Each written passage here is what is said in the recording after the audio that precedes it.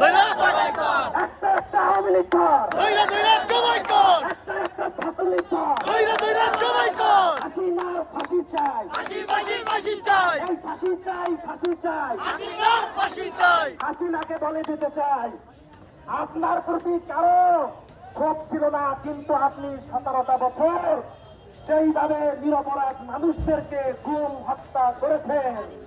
বিশেষভাবে আলেমদেরকে যেইভাবে আপনি হত্যার গুম করেছেন, এতে সাধারণ মানুষের অন্তর ঠিক থাকতে পারে না।